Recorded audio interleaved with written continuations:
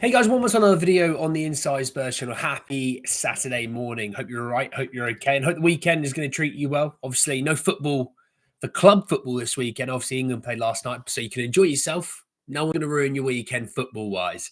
But in this video, we are talking about some weird old reports surrounding Viktor Gyokeres. Again, not really understanding these ones, to be honest. We'll be talking about Joao Gomes as well. And really just sort of, again, a bit of a transfer chat with a few prefaces in there. So let's jump in and let's talk about Viktor Gyokeres first and foremost, because look, he is a goal scoring machine out in Portugal at the moment. Scored countless goals. Okay, that's the way we're going to leave it there on that front. And as much as I know that Spurs probably could do with another striker next season due to the Richarlison injuries that we have, let's be real. Viktor Gyokeres is not going to be that guy. I don't think that for even a second. Let's bring it in. Let's talk about. Let's bring in who says it. So if Jez has said that Tottenham have identified Viktor Gyokeres as their top striker target for the summer. For me, I don't see this for even a second. He is going to cost, obviously, probably the same as Solanke, if not more than Dominic Solanke. I don't think Spurs are going to go and get a guy of this ilk. I don't think Spurs will even be top of the list, if I'm honest. I can see a team like maybe like Liverpool. I can see a team like Manchester United. I can see a team like Chelsea, Arsenal. And that's just in the English league. There'll be teams in Europe that are obviously sniffing around him as well, but I just don't see it for even a split second. I just don't. Like, I'll be shocked if it happened, because then it would be like, well, you got two absolute number nines there. I just don't see that. I think he screams Liverpool or Chelsea to me. He suits Liverpool style of play. Chelsea could obviously do with a more prolific goal scorer potentially. Although I know Jackson has developed a bit, it's still only one guy. And if you look right now, Chelsea are playing without a striker. So, yeah. But look, I just don't see it. I really don't. Really, really good player. There's no denying that. But if you really think about it, Spurs spending 65 million on a striker last season. But actually, no, hang on. Saying that, we spent nearly 60 million on Richarlison and still spent 65 million on Solanke. Obviously, in turn, that was because Harry Kane was being sold. So if you sell Richarlison, they're going to be in the striker market. I wholeheartedly believe they will be in the striker market. Obviously, Ete Kike, the Frankfurt striker, obviously, I'll be talking about him on a preview in a couple of weeks' time. He's supposedly expected to leave Frankfurt this summer. They expect Manchester United to be really lurking in this deal. I think Gyokeres, Arsenal, Chelsea, maybe, if it's not Manchester United or Liverpool. I think Chelsea, Arsenal, they really could do. I mean, Arsenal need a number 9. Chelsea could do with a number 9. Liverpool, it depends what they do. They might move. There's rumours they might move off Jota. So if they do, then obviously they'll be back in the striker market. City won't be. I can see City going for Liam Delap. Yeah. I mean, Liam Delap is one that, we've been linked to. And we will be linked to him more than a few times still coming into the summer. He's going to cost obviously a lot less than a Gyokeres. And look, I think Gyokeres obviously is going to be better than. Going to be better is the wrong way of saying it. I do believe he is better than Delap, but with Delap, he's homegrown. It's Prem proven. He looks a very, very good player. He's a little bit younger as well. Obviously, I think he scored last night for the England under-21s. By the way, Wilson Odobert had a great game yesterday for the French under-21s against the English under-21s. He sent Rico Lewis to the shops and back, skinned him multiple times. Just saying. Odegaard's not too bad. Morning Avant Spurs, Yannick, Anise, Stephen, how are we all? But yeah, I think it's not going to happen on Gyokeres. Again, I like him. I just don't see it. That's all. That's all. Let's talk about a little bit on the Joao Gomes side of things. So, Gimme Sport have put out an exclusive yesterday night saying that Tottenham Hotspur are contemplating whether to make a move for Wolverhampton Wanderers midfielder Joao Gomes in the summer. Now, we have been linked to Joao Gomes for a while now. This isn't anything brand new. We've been linked to him for a while. And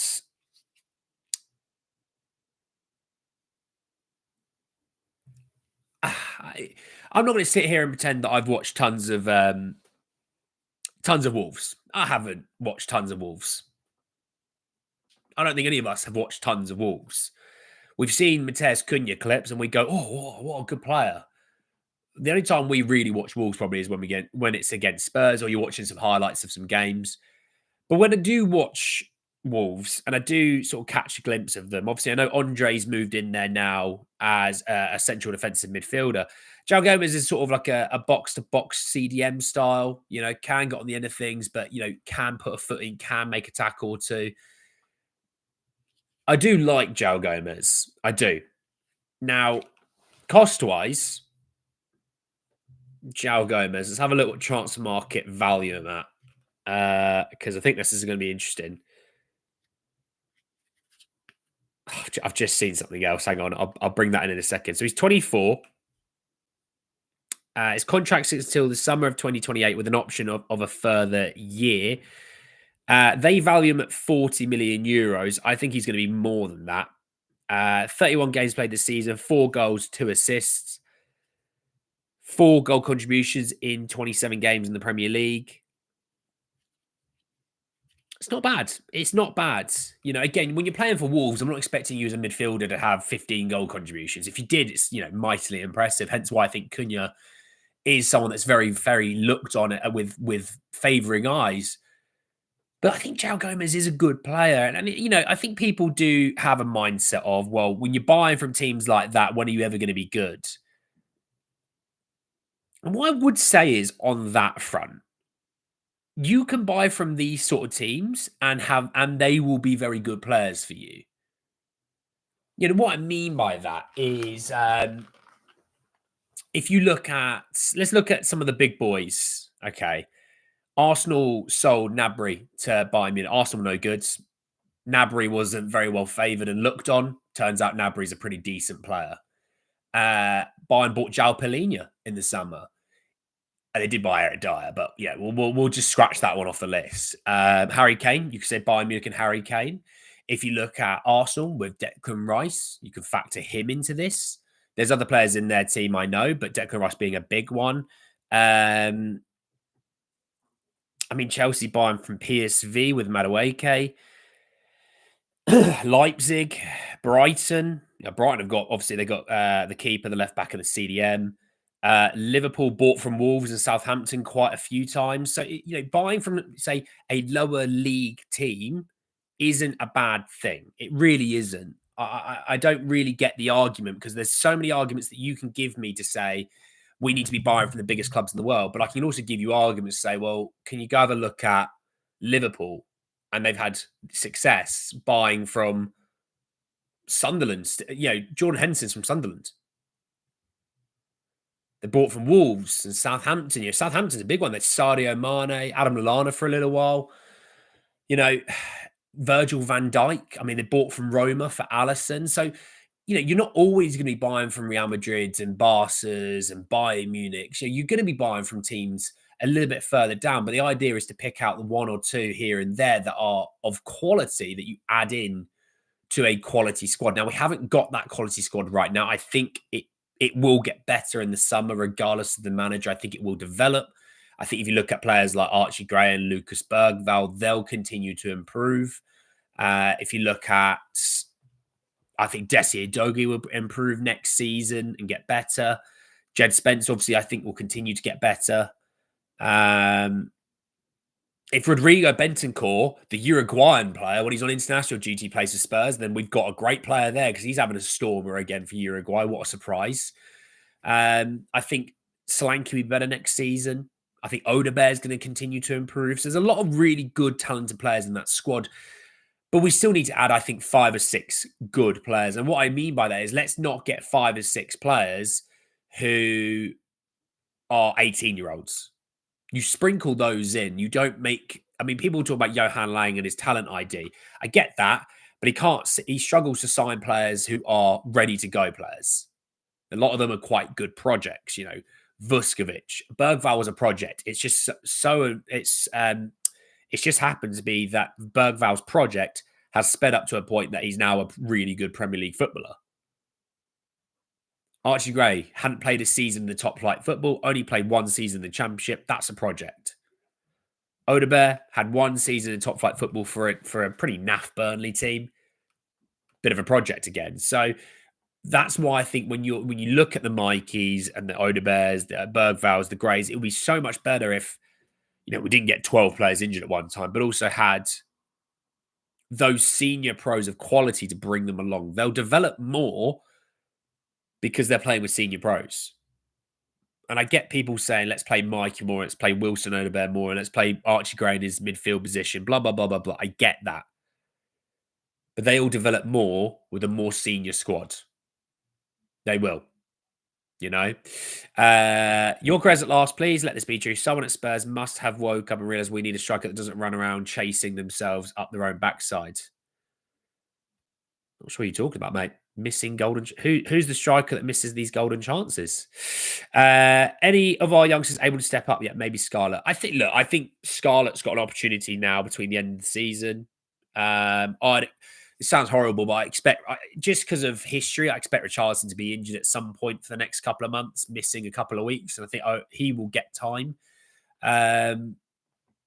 Obviously, look, what I would also say is, just because Scarlett maybe doesn't get any minutes that week for the first team, there's no reason why he can't come play for the under-21s and get minutes there. There's no reason to cut our nose off to spite our face on that side of things.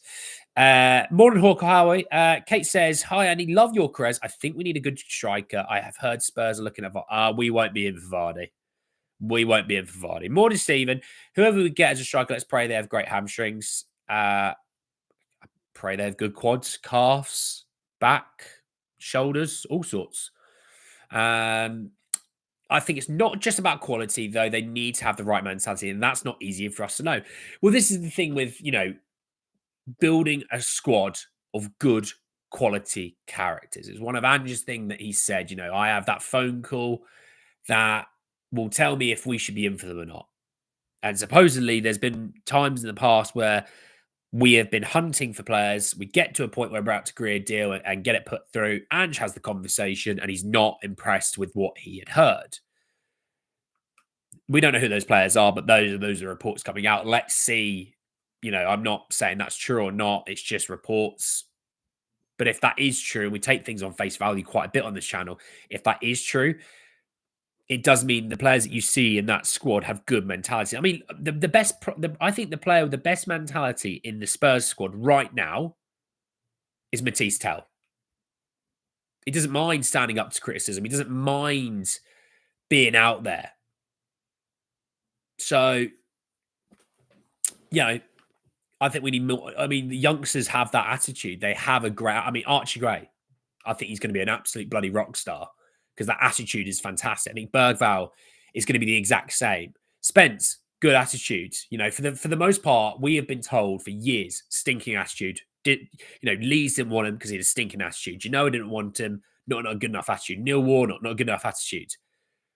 Well, if what I witnessed from Jed Spence is a bad attitude, then Jesus Christ, 99.99999% of footballers all have terrible attitudes.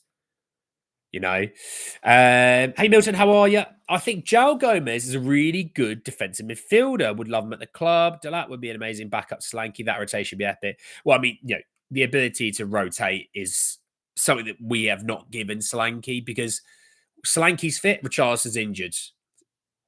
Solanke gets injured, Richarlison's fit, and then gets injured, and then it's me playing up front. There's an issue there. Backup. Solanke gets my backup. Talat would start over Solanke, in my opinion. I don't think he would at the moment, no. So we talk about chances. We need to find a manager and do chances based on the system. Well, singularity, this is the thing that we've been talking about this week. If you've watched any of my other transfer videos, it's all good and all talking about players that we're linked to. You know, Gyokeres, Joao Gomes, whoever else we're dibbling, who else are we linked to? If we knew Andrew's here next season, I would be like, right, how do they fit Andrew's system? Does it work? Where would he play in the midfield for like Joao Gomes, for example? But you might go for a manager who does a 4-3-3, which is in essence what we do with tweaks here and there, depending on the game. But if you went to a Simone Inzaghi, you're playing a 3-5-2. Well, therefore, now you need to buy another couple of centre backs. You need to buy some wing backs, or whatever, things like that. So the issue is there, if you're going to go to Thomas Frank, well, Thomas Frank plays a different system quite frequently as well. He's quite pragmatic. You need more pragmatic players. If you think about Iriola is like a 4-2-3-1, a little bit different in that regard. I think that could work at Spurs fine, to be honest. I don't think that's massively different to what we do at 4-3-3. Poch is a 4-2-3-1 kind of guy, as we all know.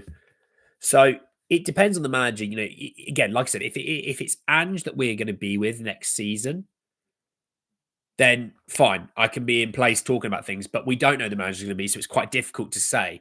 I could judge them as a player this season on how they've done it at their clubs, but how we know next season going forward, I just don't know, Solanke seems like a good player. Maiding a squad of two. Kel seems to like him. Well, yeah, football yesterday, that was interesting, watching that game yesterday. It's hard to tell when it's Albania. For about 30 minutes, they had like 10% possession or something, 15% or something. So I don't think we're going to learn much about Tommy T off of that game. It'll be, the games where teams are going to want to come out and play a little bit of football against us, how we then go from there, how we press, how we create. So I have to see on that one. Statistics show Solanke's third worst finisher in the Prem, lol. Ange lost a lot crew. That makes no sense, Stephen. Ange Poster no clue is what people normally say. Also, to be honest, I'm not really interested in the name calling. It benefits no one at all. Not me, not you, not Ange, not the club, not the fans. I don't get it personally. Let's just try and stick to remaining to be positive at the end of the season. The way I look at it is, let's just be positive until the end of the season. Ange's going nowhere. We still have things to fight for. You can be Ange out and still be supportive of the club, okay? You can be Levy out and still be supportive of the club. That's what I'm trying to be right this second, especially when we're on international break. Let's not be attacking the club. We're not playing right now. There's no reason to attack the club when we're not playing. I mean, there's no reason to attack the club when we do play, but let's try and be positive about the things that we're seeing. Like, I've not been a big fan about Rodrigo Bentancur for a couple of months. I've been, quite critical of his poor play. The dude was a monster last night against Argentina. He was an absolute monster. And if we had that more often, give him a new deal. Not a problem. Because he was brilliant last night. Argentina, Uruguay was a solid game, actually. I watched back the highlights. Best centre-back on the pitch? Oh, that'll be Christian Romero. Night and day, 3 times a week on a Sunday. He's brilliant, Romero at centre-back. Jamie Donnelly, international debut for Northern Ireland, part Northern Irish. So was really happy to see Jamie, and nearly scored as well from a header at a corner. Obviously Archie plays under 21 football for England. That was a belter game. That French versus England under 21 game was a belter game. Odebert was brilliant for them as well. So lots of really good positive stuff around the international break. I will do maybe an international roundup probably tomorrow, maybe. And we'll talk about this in a bit more detail, but plenty to be positive about.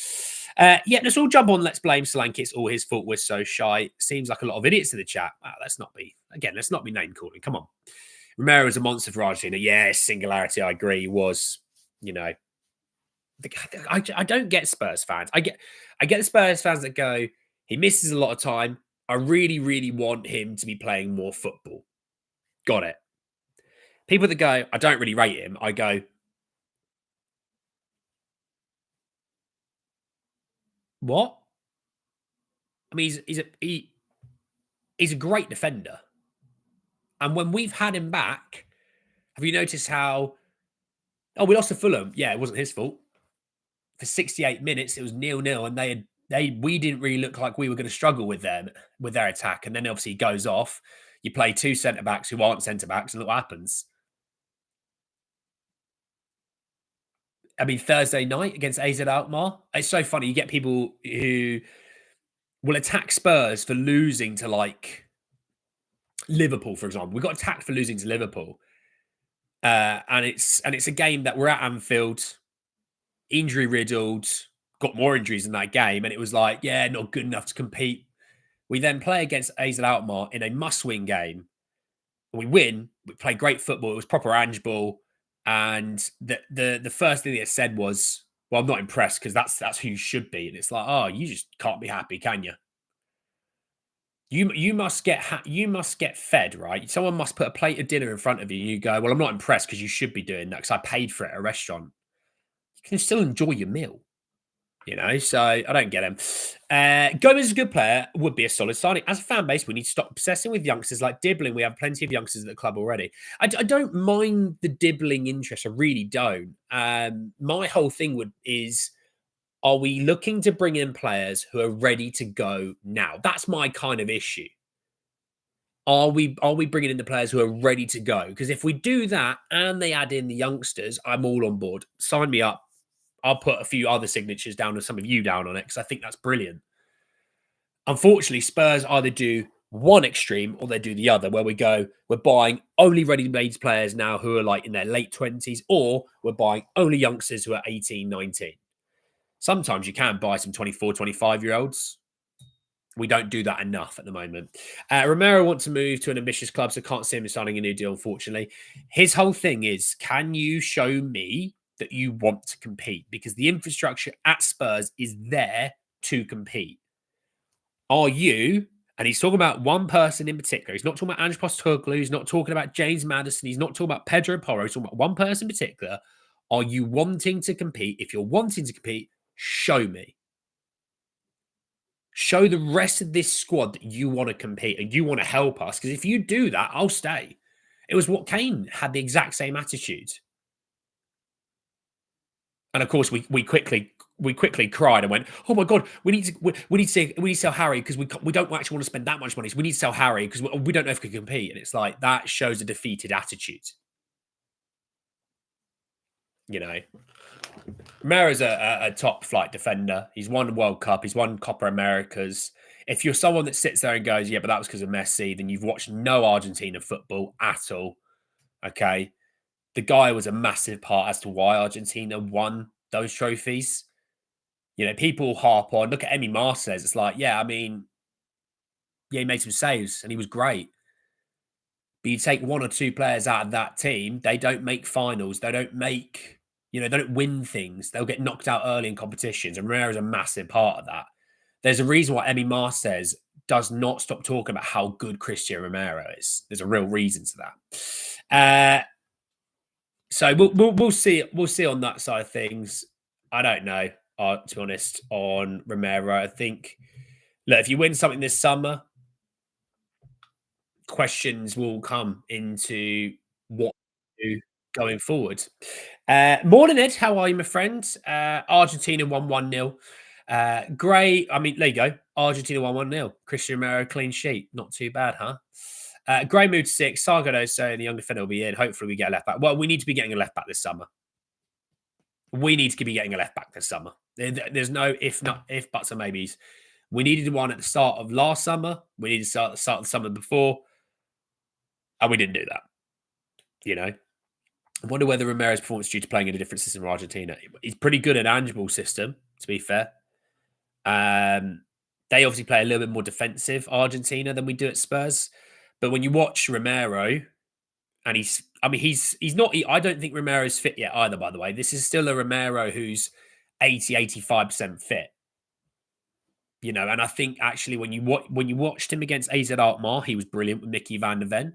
They kept a clean sheet the whole time they're on the pitch together. He kept a clean sheet against Fulham the whole time he was on the pitch. All I'm saying is the guy is still a brilliant player. And he's brilliant in Ange's system as well. Because I mean, the times that he has the ball at the back and he picks passes through lines of defence, he is a guy that gets Pape into more space. He's a guy that gets Maddison into more space. Romero turning off Real Madrid to come in for him, showing doesn't turn up for Spurs. Okay, if you don't think Romero turns up for Spurs, then I don't really know what to say. Just look since he's come back from injury. That's all I can say about that. Winning a mixture of ready-made quality as well as youngsters, and that's it. I don't mind. I don't mind. The youngster movements.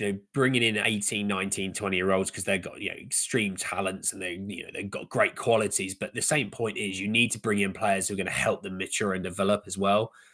There's nothing, in my opinion, great to shout about if you've got the youngest team in the league. It shows that you're not bringing in the ready-to-go guys now. The ready-to-go guys now will help your players develop. People go, Mikey Moore needs to be playing more, and they're sitting there going, he should be playing 90 minutes every single week, blah, blah, blah, blah, blah, blah, blah, blah, blah, blah, blah, blah. And you can tell those people live on Football Manager and FIFA and things like that too much. Look, if I play them more, they develop, don't they? It's but also learning off of Heung-Min Son, learning off of other attackers will develop Mikey Moore. It will help develop Wilson Odobert. As much as you want to give them regular football, it's also good for them to watch, observe, and learn.